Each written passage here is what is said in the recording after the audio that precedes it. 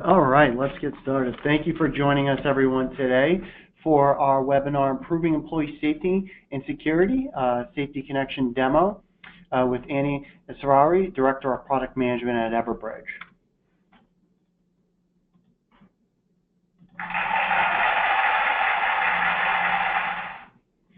So let's talk about our agenda today. So we're going to have, I'm going to quickly go through our housekeeping in our speaker introduction. Our speaker, Annie, will talk about the global threat environment, new employee safety techniques and capabilities available to increase employee safety. We'll go over a couple timeline examples, and then, as I previously mentioned, we will open it up to audience Q&A. So if you would like to ask any questions, you can do so at any time by selecting the Q&A function to submit your questions. Just remember it's on your GoToWebinar panel. Just scroll down to the questions drop down and make sure you're submitting the questions to all panels so we can all see them. And then as a reminder, like all of our webinars, we will be recording this session. So you will be sent a recording of the session in its entirety with the slides. And as always, follow us on Twitter if you haven't already.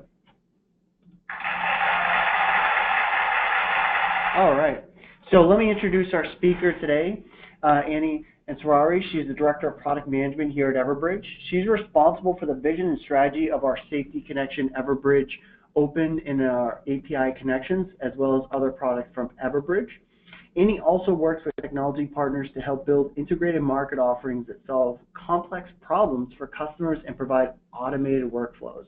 Her experience includes working on SaaS and PaaS products in communication, financial, and subscription billing space. Annie is a graduate of Babson College with a Master in Business Administration. With that, we are going to hand it over to Annie. When you are ready, you may begin. Thank you very much, Mike. Hi, everyone. Good afternoon. Before I get into employee safety, I would like to give you a quick overview of what Everbridge does and what is our mission. So Everbridge is a software company, and we have two goals in mind: keeping people safe and businesses running. All the products that you see from the Everbridge team are designed around keeping people safe and businesses running. A quick overview of who the Everbridge clients are: 25 out of the 25 busiest airports in America, state of Florida, state of New York, state of Connecticut, National Capital Region, 8 out of the top 10 largest cities, and 8 out of the top 10 largest investment banks. Everbridge happens to be the only company in this space that is a public company. Now, what have we been hearing from our customers? Our customers have been telling us we need to be able to ensure the safety of our employees. We want to know where our employees are so we can communicate to them and make sure that they're safe. We know we live in a world of growing threats, both natural disasters and man-made disasters. Look at the most recent ones: Hurricane Harvey, Hurricane Irma, and terrorist attacks in London. What you see here is San Bernardino, Orlando shooting, Nice, and Hurricane Sandy. These are just a handful of examples of location-based emergencies where our customers needed to account for the safety of their employees. We also know that by 2020, 72% of all workers are going to be mobile. So we have a combination of an increasing threat landscape and more mobile employees, which means it puts them at higher risk. So most of our customers want to know, how can they ensure the safety of all of these employees? We are seeing that they have many things in common. They have distributed teams, large campuses, their employees travel all the time. So we sat down and we said, let's narrow down the list of location-based emergencies that could impact our customers' employees. This is what we have come up with. Natural disasters, tornadoes, active shooters, fire in a building, terrorist attack. These are all examples of location-based emergencies that could impact the safety of the safety of employees. Now, many of our customers are already familiar with a traditional emergency notification system. A traditional emergency notification system was designed to notify a large number of people through multiple modalities, be able to send a voice call, SMS, push notification, email, pager, fax, multiple modalities to communicate an event to a large number of people. However, it only communicated based on the static location of those individuals.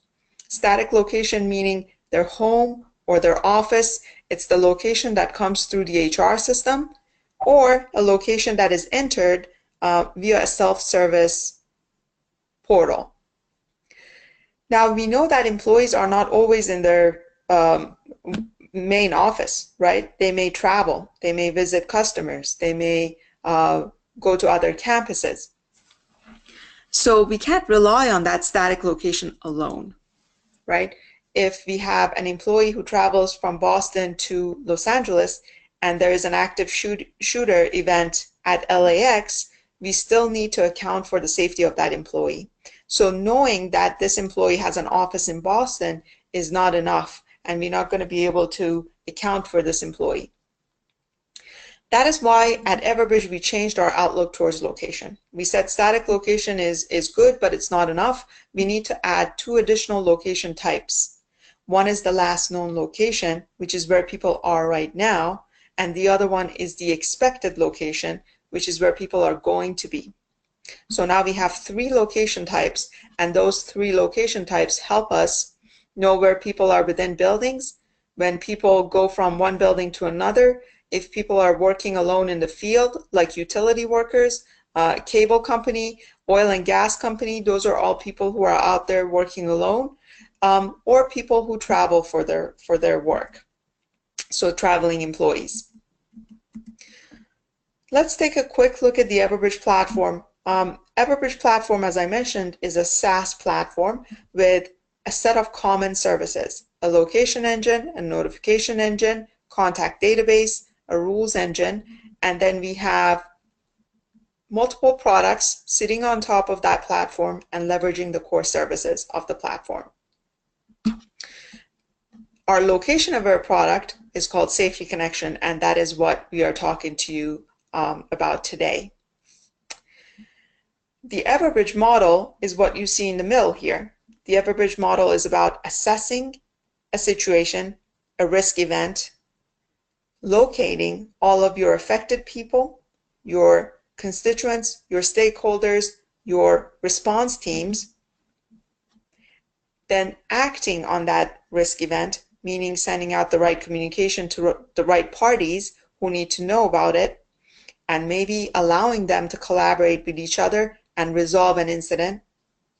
And then finally, have the right tools to analyze your standard operating procedures and the rate of response, and see how can you improve your standard operating procedures for the next event. So extensive advanced reporting to be able to improve your standard operating procedures for the next incident. That is what we call the Everbridge model, and our products are built with this model in mind. So today, Safety Connection is the main purpose of this discussion, and we'll go through that. So you may wonder, how do you get all of these location types? The static location, the last known location, and expected location. Where does it come from? We have 3 sources for the last known location. Our own mobile app has the ability to send location data back to the Everbridge platform. An end user needs to give permission for their location to be sent back to Everbridge. So it requires an opt-in from the end user, and therefore protecting their privacy. We have 2 other sources for last known location. One is the physical access control system, where people badge in to buildings, like Lenel, like Secure 9000, like S2, like Honeywell ProWatch. Those are badge access systems that can send location data back to the Everbridge platform when somebody badges into a building. We can also get last known location from network access. When somebody logs into the corporate network with their corporate credentials, we now can say that they're sitting close to hotspot number 3 on floor number 4 and update their last known location in Everbridge to reflect that. How do we get the expected location from? Expected location comes from our strategic partner, International SOS. International SOS sends us the travel itineraries of our customers, and we use the travel itineraries to update their expected location in the Everbridge platform, which means where they're going to be. Or another system like Concur. Concur can do the same thing. Now, let's take a look at the contact profile in the Everbridge platform. The contact profile is extremely rich. We have some basic information like a home address or an office location for Diane. We also have all of her delivery methods in the Everbridge platform.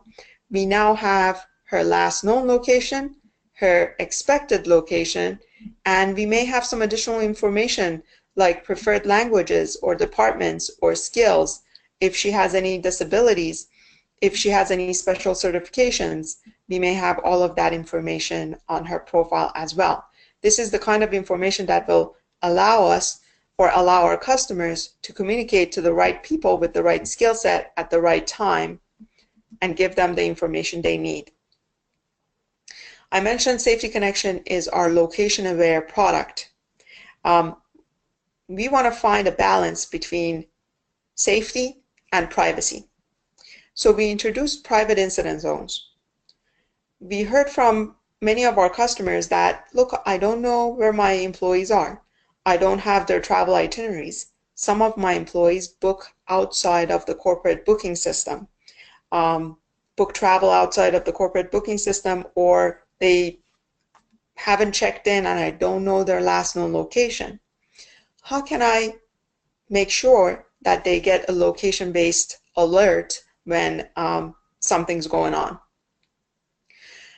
This is why we came up with private incident zones. We said private incident zones allows our customers to geofence a geographical area, either by drawing a polygon or a circle, geofence it, which means that anyone within this geofence is going to receive the notification that our customer is going to draft. But the key is anyone entering this geofence while the notification is still active is still going to receive the same notification as well. So our customer or the administrator for our customer doesn't need to know that Annie is in the polygon or maybe in the polygon or maybe coming to the polygon. All that administrator needs to know is that there is an active shooter event happening here, or there's a terrorist attack happening, or a natural disaster happening. Geofence the area and create that alert. Now, if Annie lands at Logan Airport and enters this geofence while the notification is still active, she will automatically receive that notification. Therefore, removing the burden of locating every single individual from our customers. When Annie lands in Boston, she takes her phone off of, she removes the airplane mode and her phone is on. She doesn't even need to remember that she has the Everbridge app on her device. But because I have the Everbridge app on my device, my location is going to be sent to the Everbridge platform, and I will automatically receive that notification that the administrator has created. I will see the title, I will see the body, I will see any attachments that that administrator may have included in that message.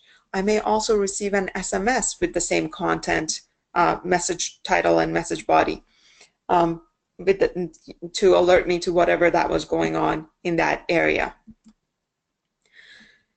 We have seen some interesting use cases for private incident zones from some existing customers.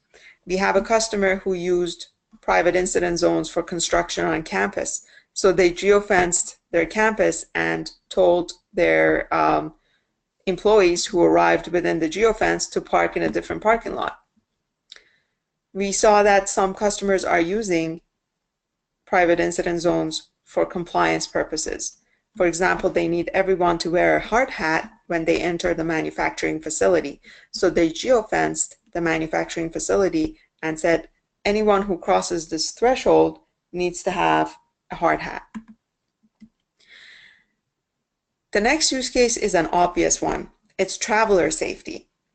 Let's say I'm sitting in the GSOC or in the command center or fusion center, and I see on the news that there's a terrorist attack going on, or I get an RSS feed, or maybe I have a curated event feed like NC4 or Control Risk that tells me there's a terrorist attack happening in London.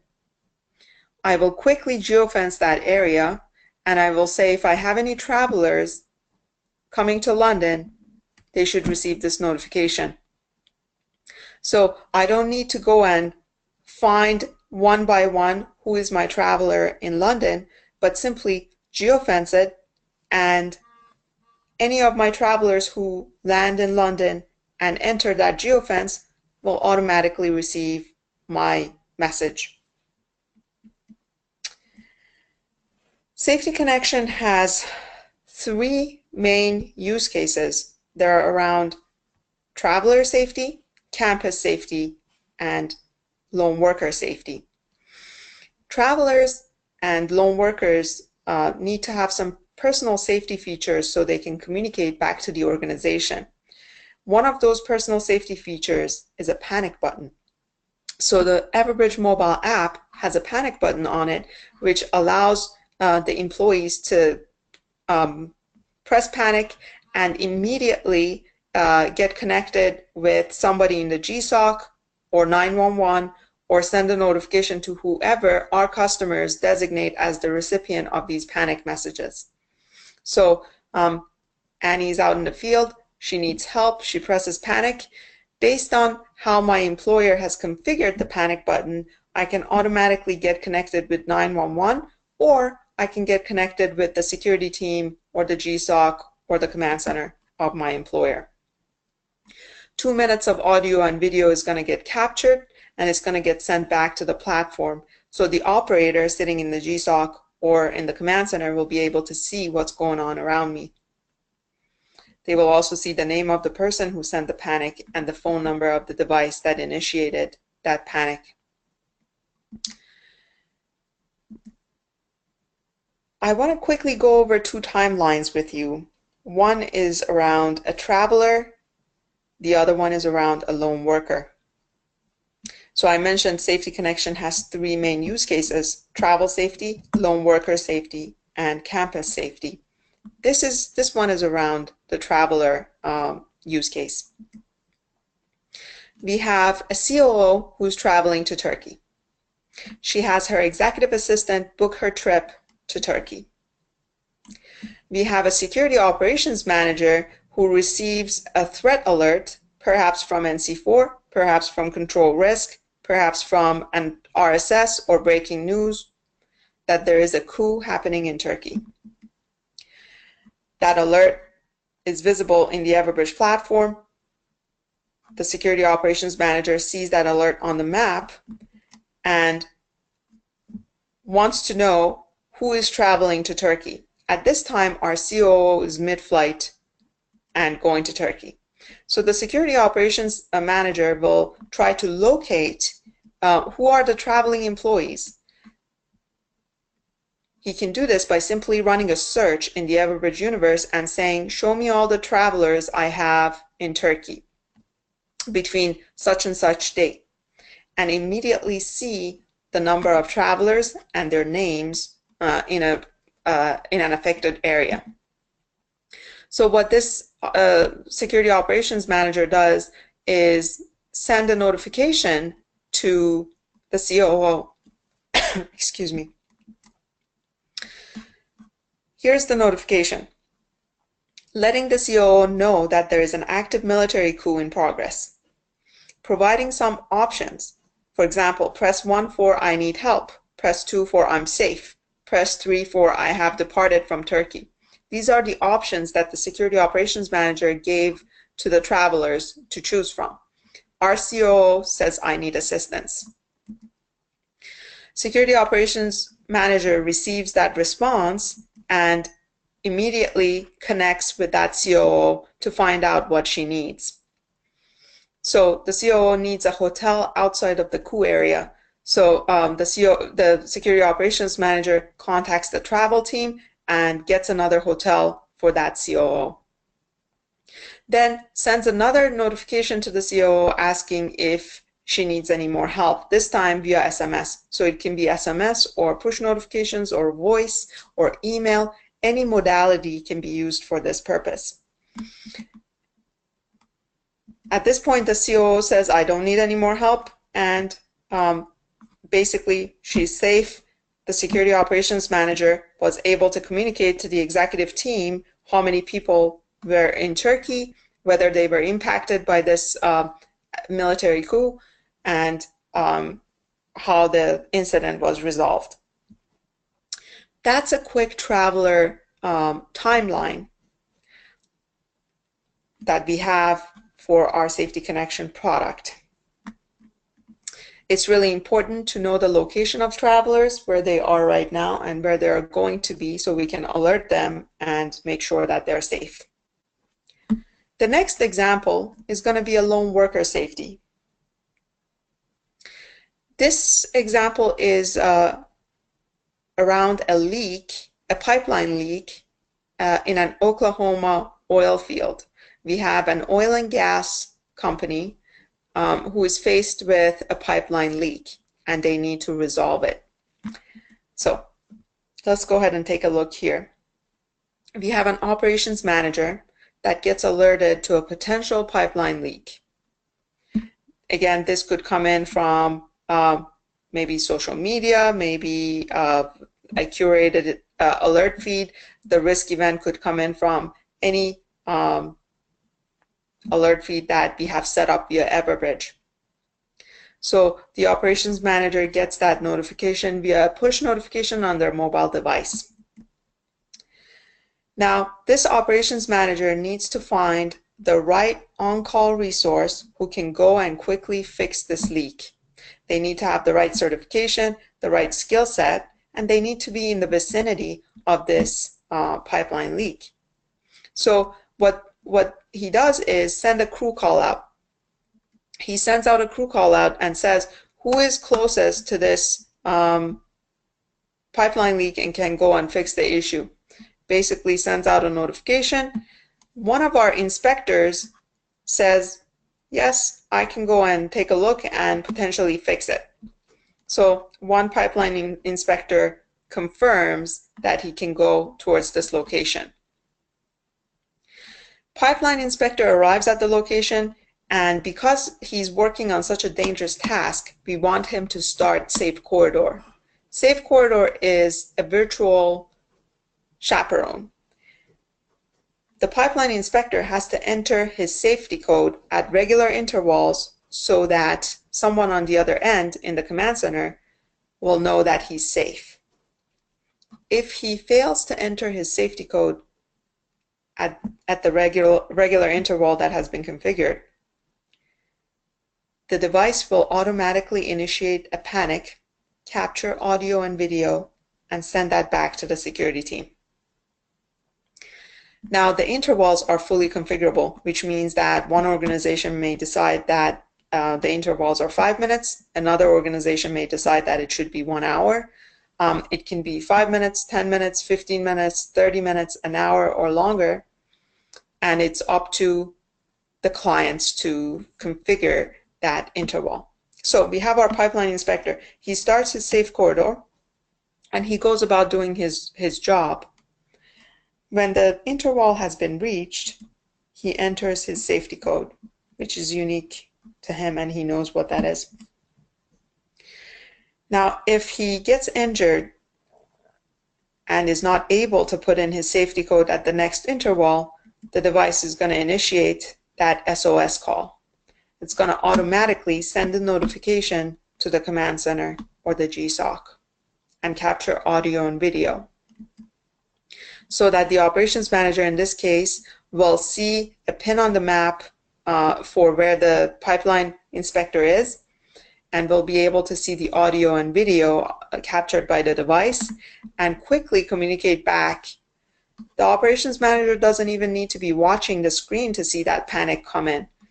The operation manager receives an SMS notification on their mobile device saying that the pipeline inspector got injured or SOS was initiated by this pipeline inspector.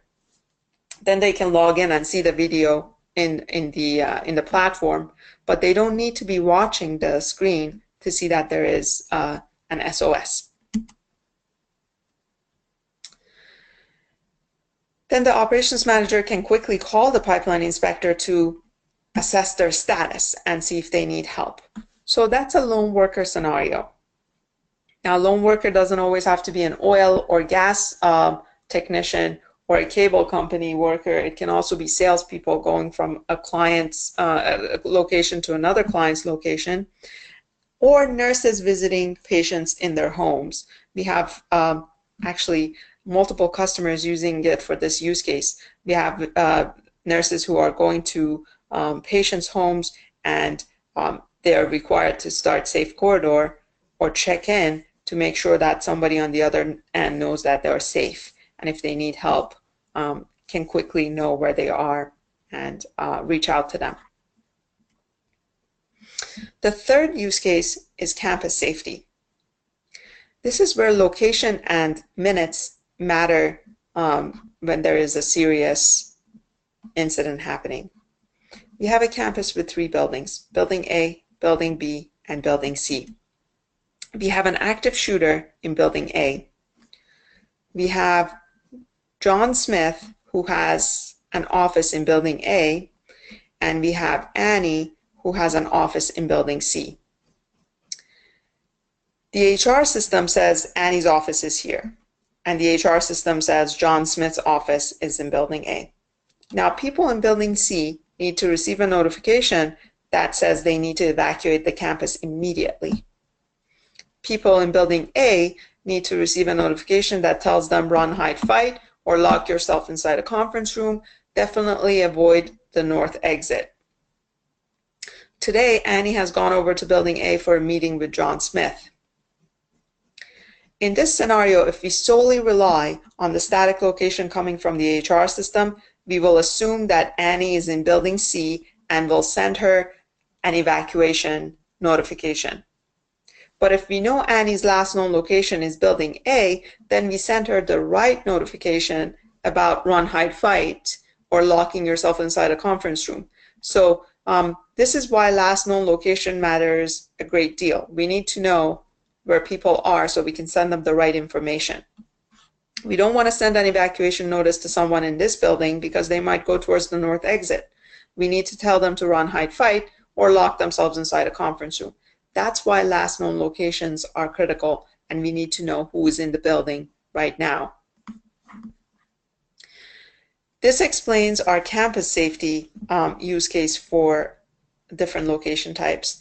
Now, Safety Connection, as a suite of products, it has several key goals in mind. The first goal is to expand the duty of care from within the 4 walls to beyond the 4 walls. Traditionally, security has meant, security within the office building, right? 20 or 30 years ago, when people went to work, they stayed in that building, and if you secured that building, that was enough. Today, people work from home, they move between buildings, they travel for work, so securing one building is no longer just the goal. We want to be able to expand that duty of care from within those 4 walls to beyond the 4 walls. We also want to be able to automate evacuation and mustering processes. We want to be able to hover over a building icon and see how many people are in the building right now. We want to be able to see how many people are expected to be in a particular place so we can give them preemptive or proactive information. We also want to be able to expand the duty of care to all of our constituents, not just local employees. So we have local employees, expats, visitors, travelers, remote employees, lone workers. Those are all the different groups that we want to be able to communicate to and be able to make sure they're safe. And of course, we want to be able to have an audit trail of everything in the platform, so we can go back and make sure, basically analyze our standard operating procedures and see how we did in terms of that crisis. How can we improve our standard operating procedures for the next crisis? Those are the goals of Safety Connection. Now, with that, I would like to open it up for questions to see if we can answer. Yeah, thank you, Annie. So we're going to move on to the question section. I know we have a couple that just came in. So as a reminder, as we're going through the questions, if you haven't asked one and would like to ask one now, you can do so by entering a question in the GoToWebinar questions drop-down panel. Just make sure you submit it to all panelists. With that said, our first question, Annie, is from Dan in the audience, and he wants to know, will the administrator get a notification when someone enters a geofence? The administrator will not get a notification today. They will see in the report that someone has entered that geofence. There will be a report available to the administrator that shows the names of the people who have entered the geofence. Thank you, Annie. The next question is from Josh in the audience. He wants to know if the person using the Everbridge system has instant communication, has an incident template built, will those templates, will the data in those templates be updated if someone were to, their location were to change? That is a great question. So this is the power of the platform. The good thing is our customers who already have templates built out, they don't need to worry. They can use the same templates. All they have to do is add a rule that says anyone with a last known location or anyone with an expected location, and add that rule to the existing templates. And that way the template will notify people with their, based on their dynamic locations. So you don't need to rebuild your templates. You will just edit them and add a quick rule to each one and be able to leverage what you already have. Okay, thank you, Annie. I think you answered this actually in one of your last ones, but they're asking again, if someone were to go to whose office location is in one building and they were to visit another location, would that automatically update into the system? Do you mind just, I think you had a slide on that. If I'm looking at it, I think it's slide 44. Do you mind going over that again? I think that's what they're asking for. Yeah, great question. So yes, the question basically is, how do you update the last known locations? Last known locations, as I mentioned, come from 3 different sources: the mobile app, the badge access system, and the network access system. You don't have to have all 3 sources in place, but we definitely recommend layering location sources because when you layer the location sources, you get better accuracy. So in this example, we have building A, building B, building C. If Annie's office is in building C, so I usually work out of building C, but I have a meeting in building A, and if I leave building C and badge into building A, my last known location gets updated to show that now I'm in building A. So the system will know that I should receive the notification that that's going out to building A. Awesome. Thank you, Annie. The next question from Mike in the audience. He wants to know, is the information that's input into the Everbridge platform searchable? Absolutely. But I think the question is, can you search and find people in a particular location, or can you search on different data fields? And Mike, please correct us if you're wrong, but I think the question is around searching for these data elements. The answer to that is yes. You can absolutely search any data elements on a contact profile. And he's also expanding upon, so I think you answered part of it. He also wants to know, are you able to search over, say, are you able to search incidents over a period of time? Oh, incidents, absolutely. So as you may know, you have a basically list that tells you all the incidents that you have sent. And that list is that can be sorted based on time and date. It can in our next release, you can actually search based on different parameters. For example, incidents with priority P1. So you can actually search based on the variables in the incidents as well. That's something that's coming in our next release. Thank you, Annie. The next question is from Catherine, and she wants to know, how narrowed down is Everbridge's geofence? Meaning, you were talking about building A and building B. Where does the software get those designations? Yep. In this example, building A, building B, building C, these are the buildings belonging to a customer, and the customer, when they upload their contacts, they also upload the buildings that are important to them. We have customers who have over 1,000 buildings.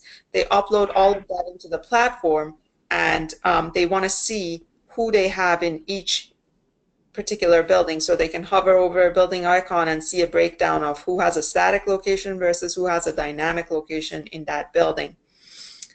So it can get very granular.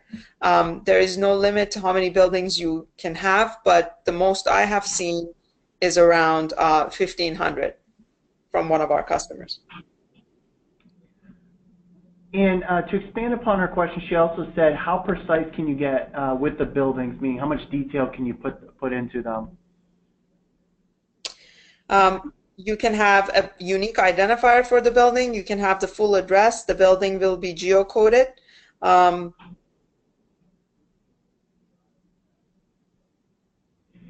think that's. And then the next. Yeah, I think that's what she was asking, and I think you got it. And then the next one from Jim, he wants to know, for contacts who have the EB app on their phone but do not have Safety Connection. Oops, one second, Andy. Sorry, it moved on me. 1 second, guys. Sorry about that. There we go. For contacts who have the EB app on their phone but do not have Safety Connection, would they be notified if they enter an incident zone based off the phone app? So there are two pieces of functionality. Private incident zones is what I showed you today, and it's exclusive to Safety Connection. So our client needs to have Safety Connection so that all of their employees can get alerted to a private incident zone. We also have a concept of public incident zone. This is where our public agency customers create public alerts, and anyone who has the EB app on their phone will see the public incident zones created by the public agencies that are Everbridge customers. Thank you. Then, okay, so some of these questions, yeah, we'll follow up with you offline. Mike, I think you have one that I'll have your account manager follow up with you with. With that, I know there's a couple of questions around the recording, so we will be sending this out to everyone who's registered for the event. So I know a couple of you guys were asking because you came on late. You will be sent the recording and the slides either later today or early tomorrow. With that, I want to thank everyone for joining us today, and thank you, Annie, for another great presentation. We hope to see you again at one of our next online events. Have a great day, everyone. Thank you. Bye-bye. Bye.